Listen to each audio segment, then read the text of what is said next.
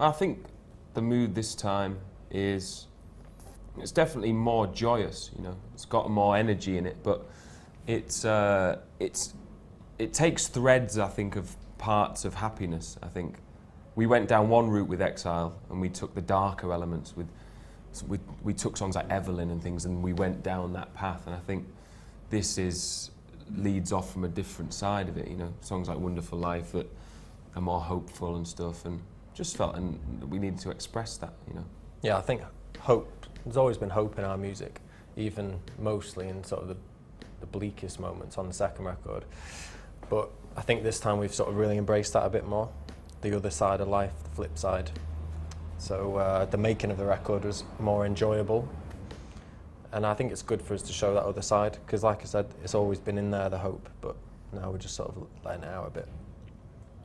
What's the significance of the title, Surrender? The title, we had the title early, very early, sort of almost right at the beginning of the process.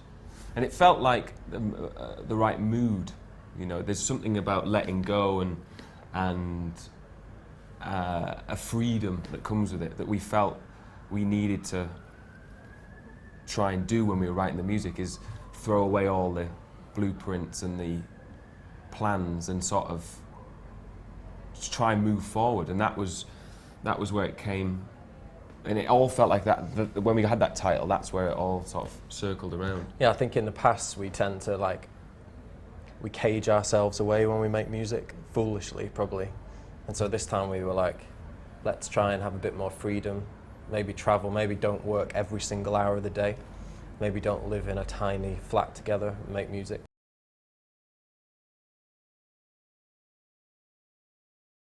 The significance of the title, Surrender, is, well, it's a feeling of letting go and a freedom that comes with that we felt sort of encapsulated when we started making the record. And we had the title right at the beginning. And everything's just sort of, the way we lived and the way we approached making it all sort of fell under that emotion. It's quite an extreme emotion, you know. It can be one of two ways as well. There's a positive side, and there's also a negative undercurrent to it, I think, which we can't really avoid. To me, Surrender's about non-resistance, about letting go of well, musically speaking, we decided to work in different environments, different countries, as opposed to a little box that we usually sort of hide ourselves away in. It was just about being more open, about being more free, and it even applies to things like genre. You know, we decided to just make whatever music we felt like making and not sort of question what we were doing, why we were doing it. And that all sort of comes under the umbrella of the title, really, which we had before we had any songs.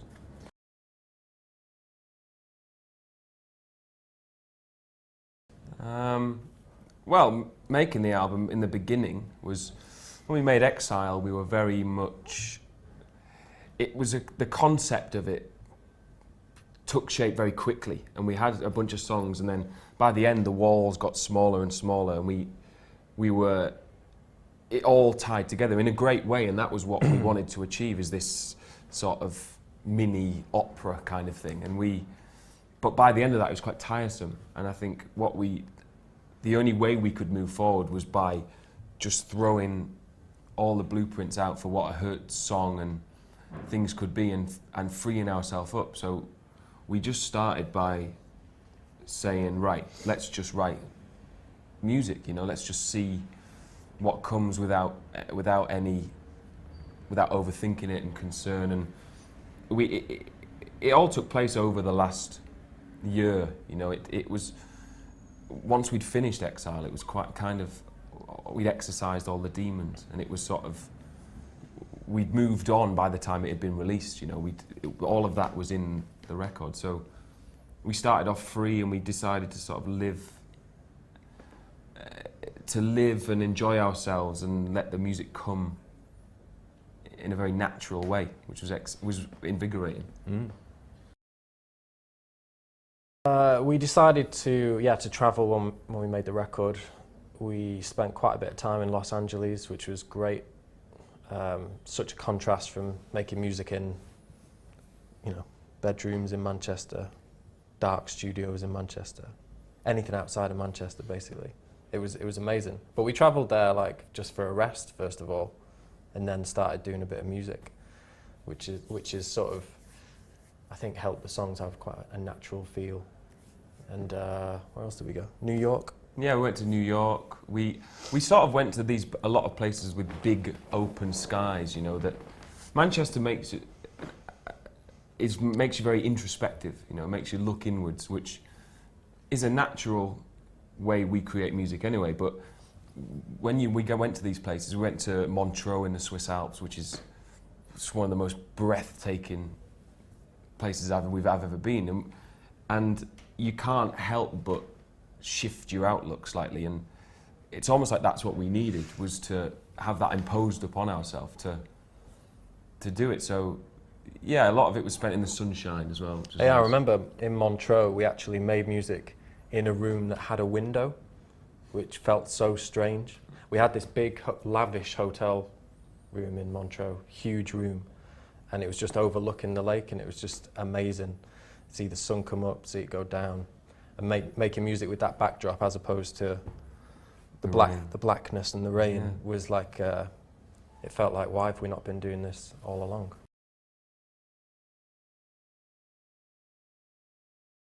I think one of the things about this album is we collaborated with other people, which gave us probably some needed perspective. We worked with Stuart Price, who gave our music more of a directness and made it a bit crisper.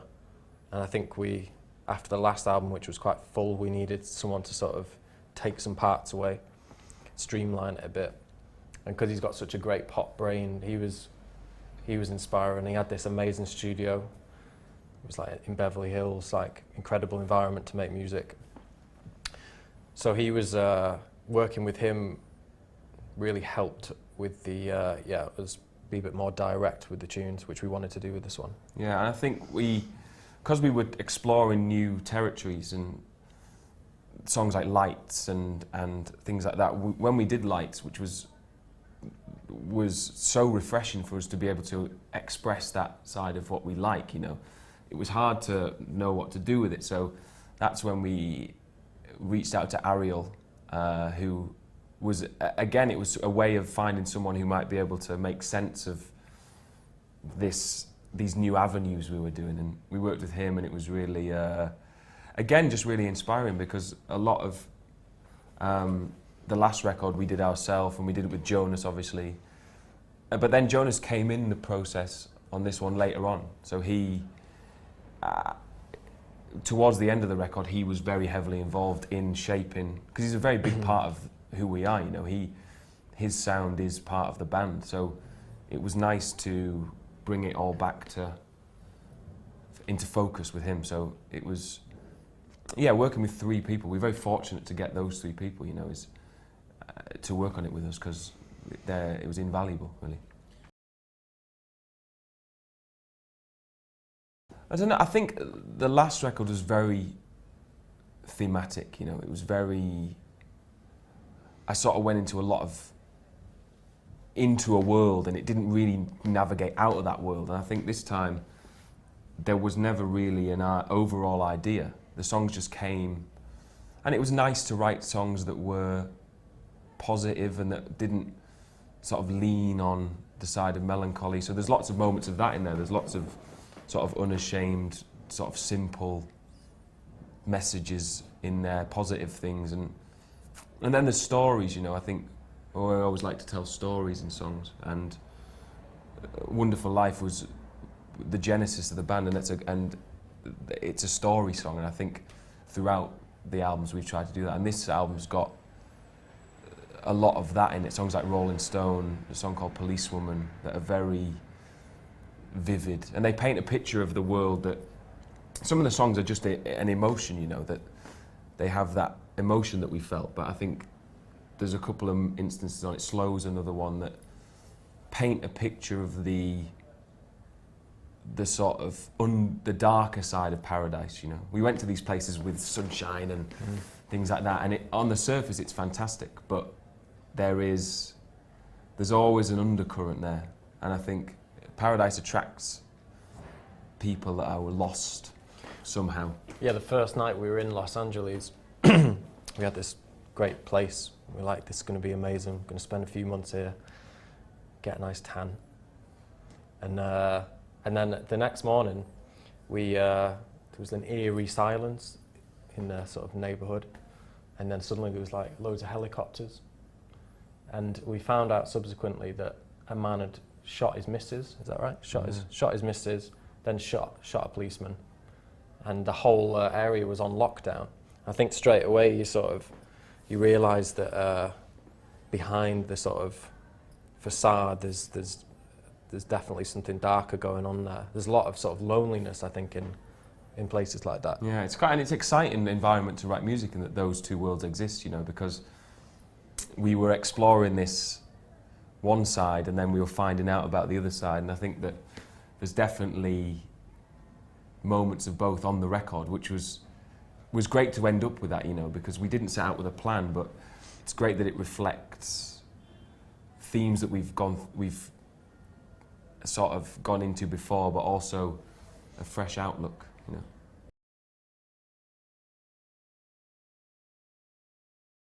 I think my favourite track on the album is probably a song called Policewoman, which is on the Deluxe album, because it's got a great story. We wrote it with Ariel Rexstade, and we spent all day writing this song, and we had a great feeling. You don't always get that instant great feeling, but we knew there was something really special about it. And then we came back to England and we were like, oh, great tune, that one. Really looking forward to how it develops. And we got an email from Ariel saying that his car had been broken into and he'd lost the song. So this song that we'd written with him that we had this great feeling about was suddenly gone, and we had no memories of it, no physical recollection of it, no recordings, no nothing. And so we were gutted, but we spent the next year gradually piecing back together this sort of lost song from just sort of fragments of memories. And eventually, a couple of months ago, we managed to get it back to that place, that feeling that we had when we wrote it. So it's been on a real journey. I also think they're the best lyrics Theo's ever written. I think it captures something that we've perhaps not managed to do before. It's quite an epic tune. Yeah, it's just, for me, it's really special because of the journey it's been on and the words, which are some of your best. That's very kind. It's a very direct, it's a very interesting story. You know, again, it's remembering what we like to write about, you know, and the themes and stuff. And it's got a choir on it, Policewoman. It's got a big gospel choir, which runs throughout the record, actually. We used a gospel choir. On a couple of songs, we used four Swedish girls that are on Stay, Mercy. What other songs are there? The ones we've used in the past, the same girls. But then we used, for Policewoman and Surrender, the opening track, we used the House Gospel Choir in London, who are from Hackney, and they're the ones we had on stage at the concert. And incredible energy and emotion in them that we'd never fully explored, and it felt that this was the record. And on Policewoman, it was a real goosebumps moment in the studio. It's always good working with musicians, because on any given day, it's hard to say whether we class ourselves as musicians or not. And so it's like, because we always feel like we're learning, and then suddenly these fully developed musical machines come in and just sort of spray their musicality all over our little ideas. And suddenly the feeling that you get when you're in a room and you hear a choir, sing the words that you've written, it's like unbeatable feeling. So we use them on a few tunes on the record. Yeah. My favourite, that's one of mine, but another favourite of mine, I think that encapsulates a lot of what the record we tried to achieve, is Lights. And Lights is a song, it's probably the most relaxed and most confident we've sounded on a record, one of a few, but a great moment of that we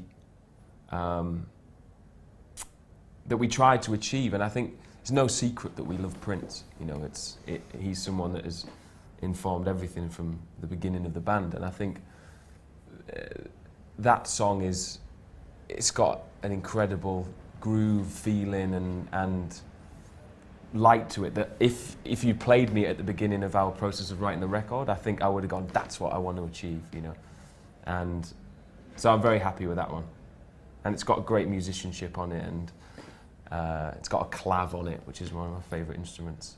And yeah, so that's a good one. And I think probably maybe another one to talk about, which I'm sure we could both talk about forever, is Wings. A song called Wings, which is a huge moment on the album. And when we wrote it, it was, you know, it's a ballad in the sense of a lot of our other songs tend to be around that area, but it's the most positive and uplifting ballad we've ever done, really. And we never thought we could do that type of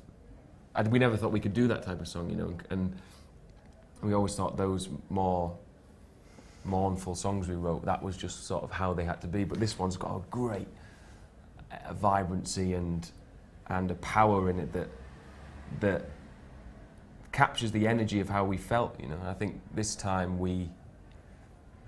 it's a reflection of our personality, in as much as a song like Mercy was last time, or a song like Wonderful Life was in the first record, you know. I can see, looking in the future, I can look back at myself in that song and go, that's how I felt like. It was a good time.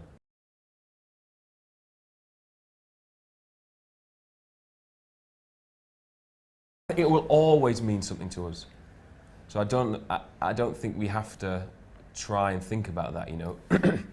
It comes out the way they come out. We don't, it's almost like a weird mystical thing, you know. We just write the songs and then we learn about them as people like come and see us play, or we hear them on the radio, or you hear them, you sort of learn what you get perspective on what you've done. And I think it's a funny thing when we write songs that are more, the sort of more melancholy songs we write. I think we write them from a very honest place, and a lot of them about things that have happened that are difficult and are difficult to deal with, and kind of sad, and times in our life that we felt were very poignant. And you write them, and I think people can sometimes misinterpret the relationship between the listener and the song. I think when I listen to songs and I think, oh, someone understands me, someone understands what I'm going through, isn't that great? And that's how I connect to songs. But people forget that it's the other way around. Like when we write songs about things that are personal, and one person stops you in the street and says, I like that song because it means a lot to me, all of a sudden you don't feel alone anymore. It's a really weird thing, is that someone reacting to it makes you feel better. So it's a very powerful thing for us, that.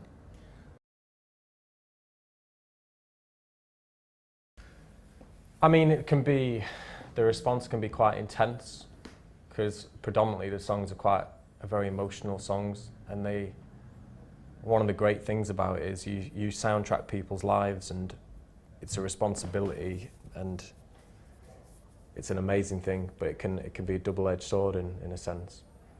The best reaction is that a song that you've written has meant so much to someone that it's turned their life around, and we've got songs that have done that for people, and like, what a reward to you make music in a bedroom.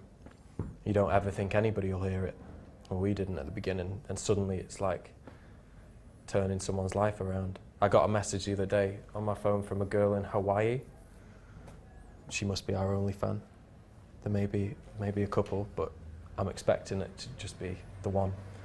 And she said that she had this, she'd been really ill for a long time, and A Wonderful Life had really sort of helped change her perspective on how she felt about herself and the world. And it's like things like that are just like, unbeatable, make you want to carry on making music.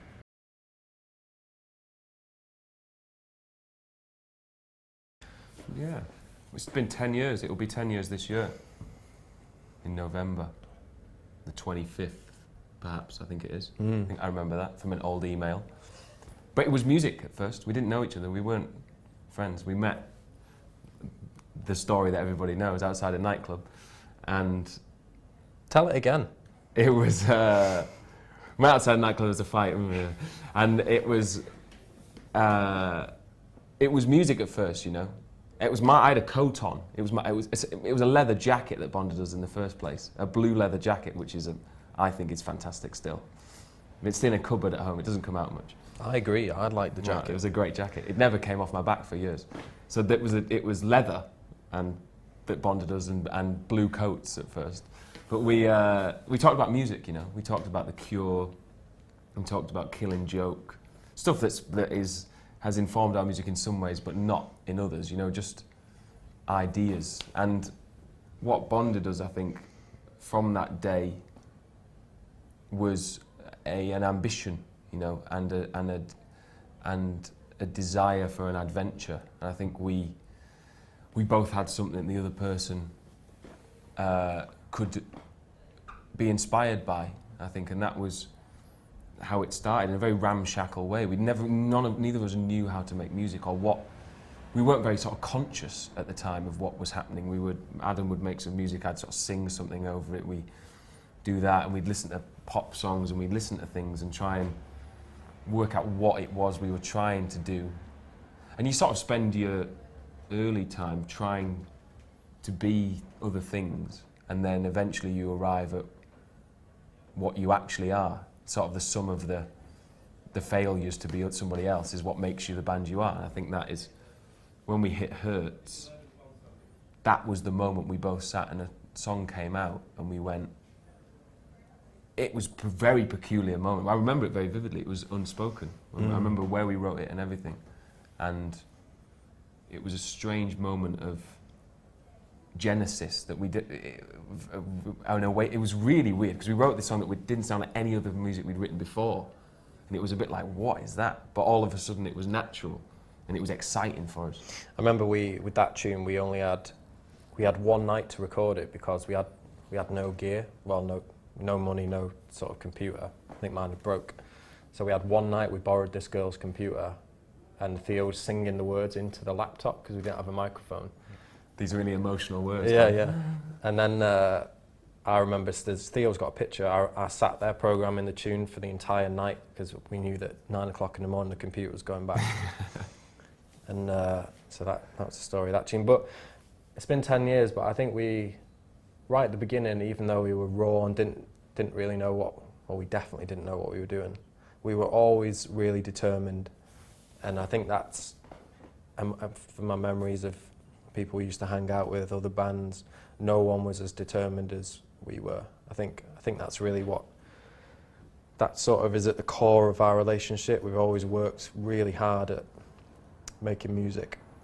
The feeling we have though, like when we made this last record, we're as excited about it, you know, because it doesn't feel like we sort of have arrived. It feels like we're navigating through our journey, you know, and the music we made at the beginning when we first met felt like that, and it still feels like everything still feels fresh. And I think we have to keep challenging ourselves and pushing ourselves on to keep that, and by setting the boundaries wider and wider and taking little routes down things, it keeps it. It's very exciting for us because we take influence from all sorts of things. You know, we don't sit and listen to one type of music. We try and, in our daily life, we like all sorts of things. So I think, and we're very inquisitive as people, and so we'll hear a song and we'll go, maybe we could try that, or maybe we could try that, and that sense of wonder, I guess, has not really left us, which we're very grateful that we've sort of held on to it.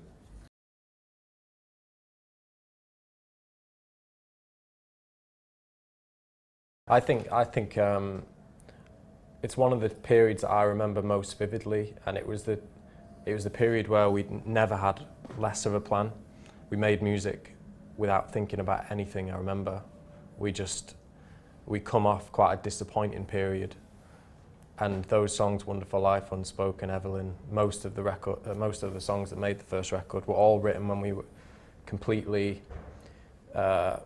we didn't make music for any purpose. We didn't think anyone was going to listen to it. We just made music very naturally without overthinking it, and you can hear it in the songs. They just they capture our lives exactly as they were at that moment. Yeah. And you don't get many opportunities as musicians to have that period where you write songs almost unconsciously. You don't think about the purpose of them, the end result, who's going to listen, what it should sound like. You just do it, and every now and then you get periods like that as a musician where you're free of, you have great perspective, and that was definitely a period. So I'd say the secret behind those early songs was we didn't really think about it too much. Yeah, I think that was the moment we'd found who we were and what music we made. And it's a funny thing when you, as a musician, is you do all these things, and you have these favourite bands, and you go, I want to sound like this band, I want to sound like this band. And then one day you write this, something comes out naturally and pure, and you go, this is the music that we make as people, that comes out of us. And so then you go, okay, that's what it is. Let's now just make that as good as it is and stop trying to be anybody else. And I think when we found that, and we found the enjoyment in it, that was when the only sort of plan we had was always to keep that uniqueness, you know, and to stride forward as our own path, and not try and copy anyone else, not try and be anything else, just be sort of, just keep that vision, I think.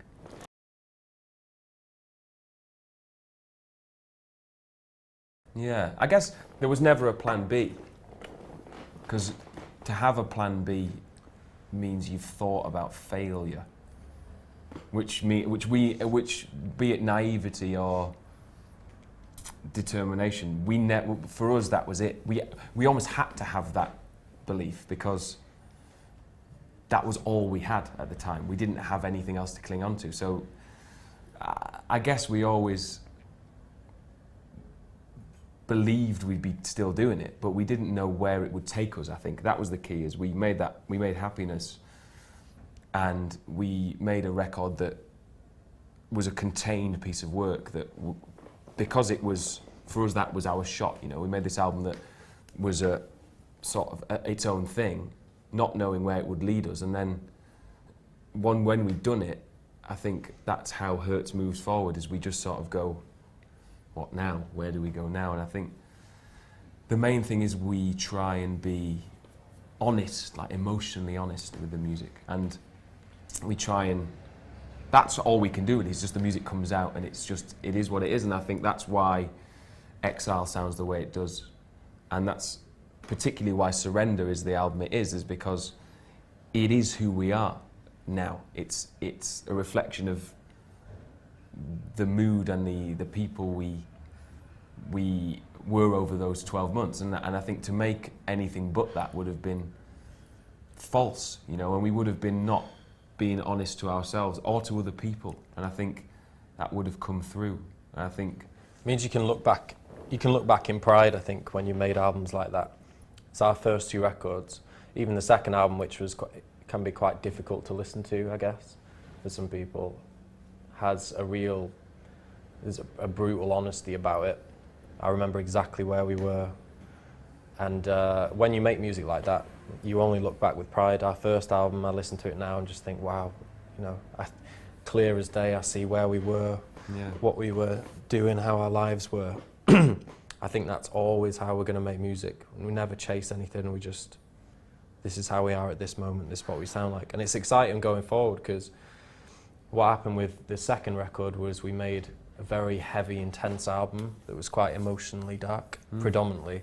And the day we finished it, we sort of exercised that part of us, and we were like, okay, maybe let's do something that reflects how we feel now, which in the case of Surrender was more of a positive, uplifting feeling.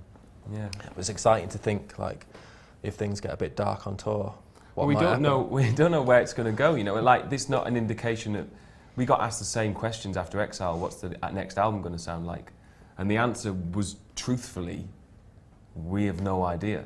And I think we're a pop band. You know, we make pop music. We make music that has a direct emotional message and an instant sort of feeling to it, and that's what we've always wanted to do. So as long as it comes from the right place, and it's always a Hertz record, and I think it's kind of nice to be in a maze, you know, and the fans, I think it's great that we have fans that will stand by us in those endeavours, you know, and believe in what we do and who we are as people. And you challenge them sometimes, and you open them up to new things, or you challenge what they think they know about the band and stuff. And I think it creates a great environment to be in.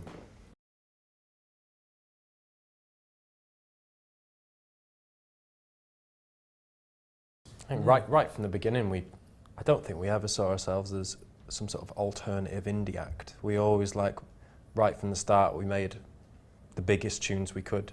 We had an ambition when we met each other, a blind ambition, because we didn't really have the skills for it. But and the great thing about being a pop band is, as Theo just alluded to, you can write whatever songs you want. It's your responsibility as a pop band. You've got a license, a free reign to wake up and make any type of song you want, and it'll still sound like you know. And we're not associated with being a guitar band, or, you know, this type of band or this type of band. So every time we write a song, it can be anything. Yeah, it's exciting. And just, I mean, what is it? You know, I don't know what people mean when they say pop. For us, it means it's a feeling, and it's music that is direct in its message and in its ambition, you know, and music that we love, and it's a risk. It's a high risk, you know, pop music. It's a high risk game. I think we're kind of, both of our personalities suit that. We always live on the edge, like to live on the edge of. That's what makes us feel alive, you know, and taking the risks you have to do with pop music. Sort of all or nothing, you know. It is. There's no middle ground. You can't be safe, because it's not the purpose. And I think that life and that energy comes through when you hit a great pop song. You can see that it's somebody putting everything on the line for it. And I think it has the power to sort of affect people in that great way. And it's very honest, you know. It's a taste thing as well, you know. I think we like that. Like I said, we like that sort of music, and we like music that is bold and ambitious, I think.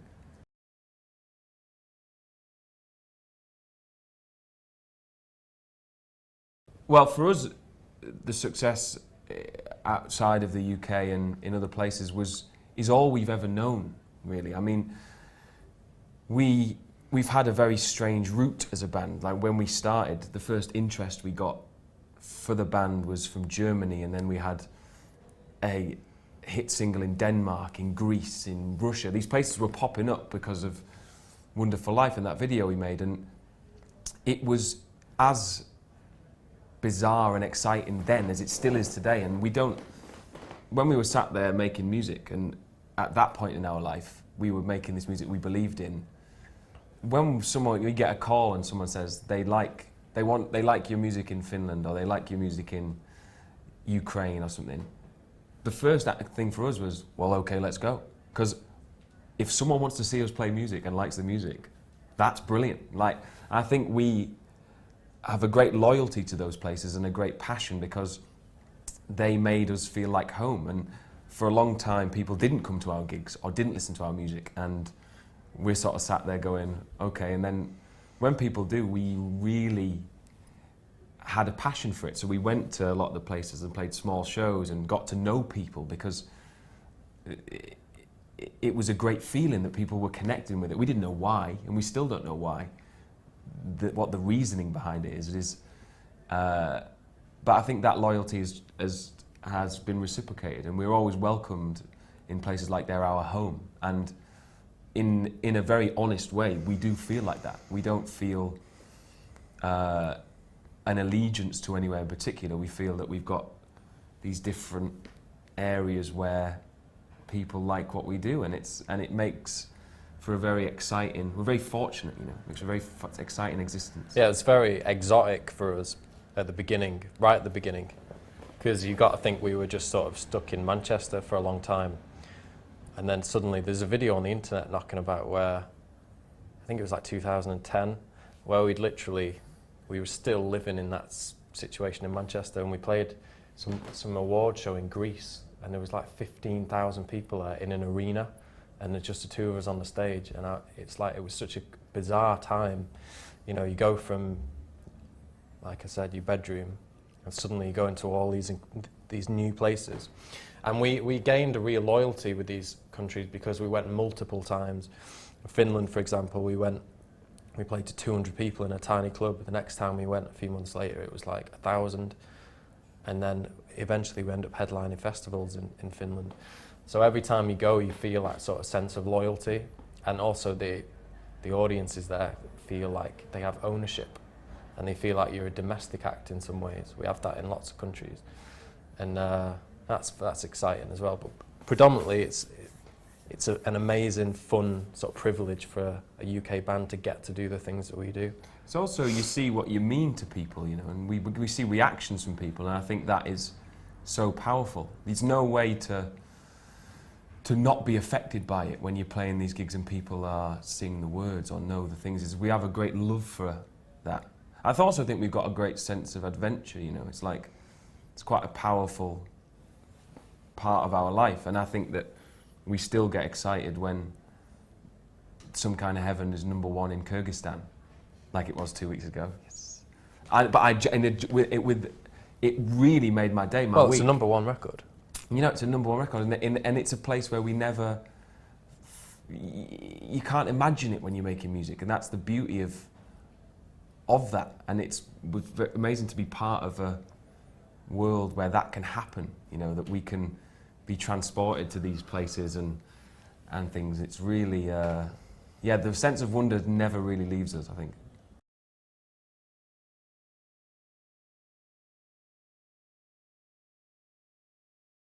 There's a lot of, when we went to Russia, 2 years ago, we went to Russia and did a series of shows, and across Russia, as far east as Siberia and things like that. And I think that was a really poignant moment of, we turned up at some of these cities and we were the first band from outside of Russia to play there. And you know, the magnitude of that, when you actually assess what it is something big. You know, it's like, hold on a second, we're big in that, we know that the success travels, but when you're in a place where the impact is something like that, then all of a sudden it becomes very, the scale of it is very real, you know, and very exciting. And I think we've done shows where people don't do very many shows, and we've done Bali. We played on the beach in Bali. We played we've been to Iceland a lot of times. We've been to places that we would love to have gone. If we would never have had the chance to go, you know, or never would have tried to visit. But I think we've learned a lot about the world, you know. That's kind of the great memories. We learn about people, and we learn. And also it means that when we're in London, well, it's mostly foreign tourists that stop us and say, hi, thanks. So you sort of like, hey, having a good time, great. But it's exciting.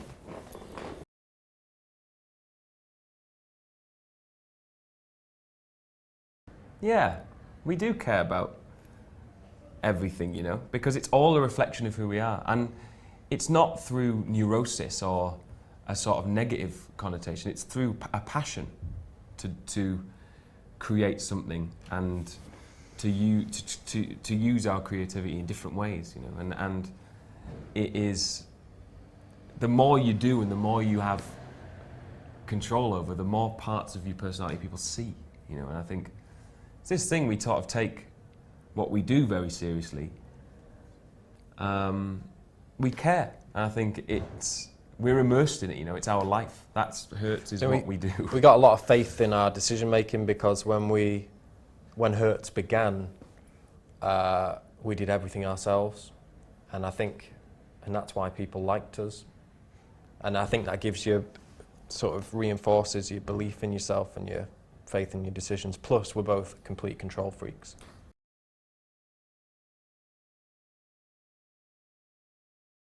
Yeah, I think so. We've always seen that as important, the visual aspect of a band, you know, because that's what it is, you know, that's what ignites people's imagination and gives, it makes it into a spectacle and things like that. And also you see more of an artist. People like Prince, we know so much about him and what his tastes are and what the world he inhabits, that it's so exciting to see.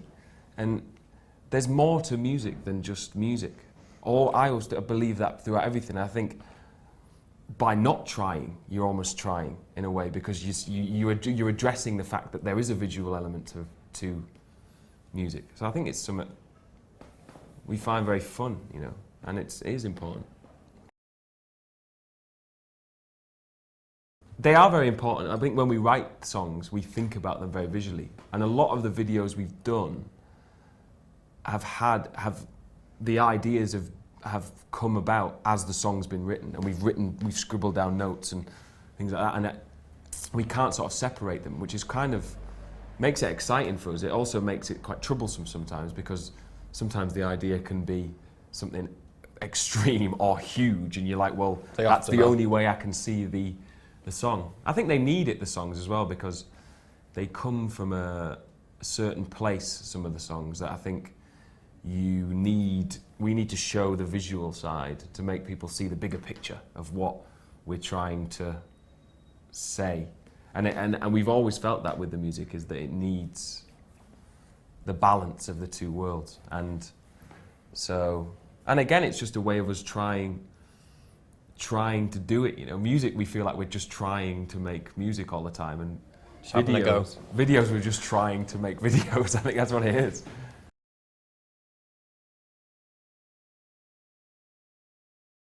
Good question. Yeah. It's hard to say whether we do.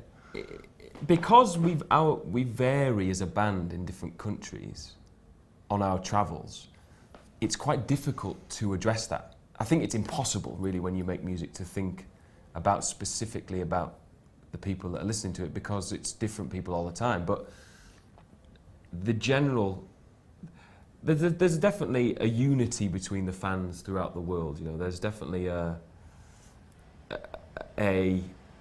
some sort of connection that they have, and they're all very passionate. They're all very involved in the world that we have created. And I think that's a great privilege, you know. And it makes us want to do more.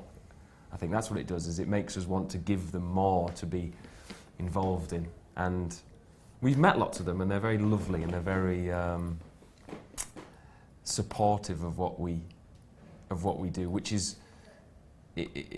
That's what we need to have the confidence to take the risks that sometimes might throw people off. I think it's only because of the confidence people have given us.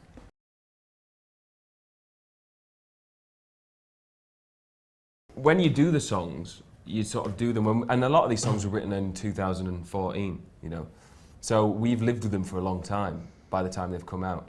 And I think we know as much as we will know about them at this stage, and that we just sort of see them at face value. And as with all of our music, the second you play them at a gig, you go, it's this, it's that, and you just piece it together. So it becomes really exciting to see what you've done and how it affects people and stuff, and the perspective it gives you is really exciting, because for a long time it was just the two of us that heard those songs, and you make up your mind about them, you put them on a shelf, and they are this thing. So I think it is a very fun part, and taking it around the world is really exciting for us. Yeah, being in our position, sort of life is split in half completely. 50% of the time you spent touring, traveling around, talking about your record, playing your songs, playing shows.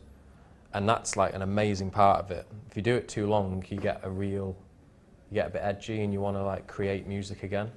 And so you do that then, and you plunge yourself into that. And then after certain period of that, you go, "Ooh, quite fancy having a bit of touring again." So I think it's the natural cycle of making albums and touring is great. Yeah. I think now we've written this album, now we're ready to get out, play the songs, make videos. You know, it's a completely contrasting feeling doing that, but I think you need the balance of both. So we're sort of ready now to. Yeah, it's almost not as well. It's not kind of up to us because it's a service. People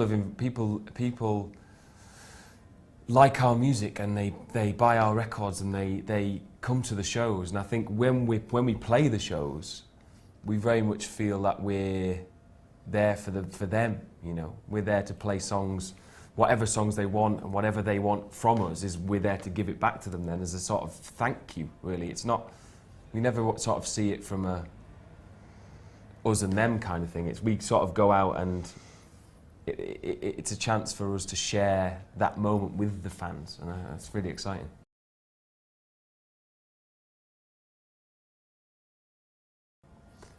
I think so. I think the live show is a big facet of the band. You know, I think when we started, we made this music. We were very aware that when you make music for an album, it's to be listened to alone, essentially by one person in headphones and shared in a very minimal context. And I think we then wanted to see how much further we could take the music with a live show and how much sort of drama and intensity we could put into it.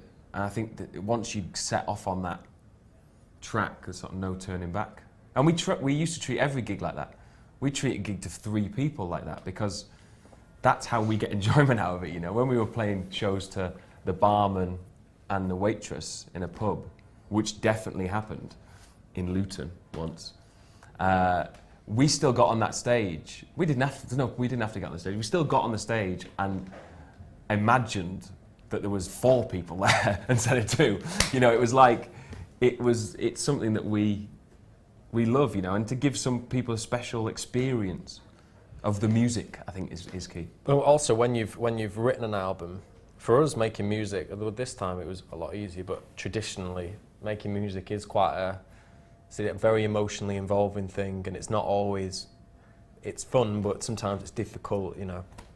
And when you get to play those songs live, having done the hard work, it is like a relief, and it's it's such a positive feeling getting to play those songs live because you know you've done the hard work, and now it's just you're celebrating those tunes really. So I think like it's always been like that for us, even with the second album, which was very difficult to make. As soon as we were playing them live, it was the songs live. It was like, you know, it's a nice release. It's almost also nice to see how far we can push it. You know, I want to try and push it as far as possible. So in 10 years, we don't know where we'll be playing gigs on like oil rigs or like on the moon or something. I think that's really exciting. Is how far we can go with it to make it bigger and bigger and bigger and bigger, and we invest a lot in that, you know, because it is they're moments that unite people. Concerts, you know, it's a shared experience of a one-off thing that can never be experienced again each concert. So it makes you feel alive.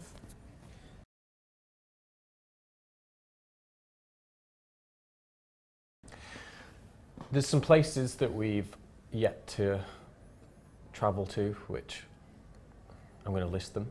Australia is a place that we'd love to go because we've never been there as a band. South America, we've not been yet, but we know there's definitely people out there that would come and see us play, and it seems like a very exciting environment for the music, I think. Yeah, I think Europe we've pretty much played every country. There's a few places in Europe that niggle at me because we've not been there. Albania, Georgia, Armenia. Those are 3 places we've so never these been. are if anybody's watching that wants to offer us some gigs there. Kyrgyzstan, we've not been to. Kazakhstan, Azerbaijan. I think for us, our ambitions are always to just march forward. You know, we've made 3 albums now, and that's an astonishing thing for us at this stage in our career. I think it will always be to push ourselves and to keep taking those risks that make us feel excited and hopefully make everybody else excited.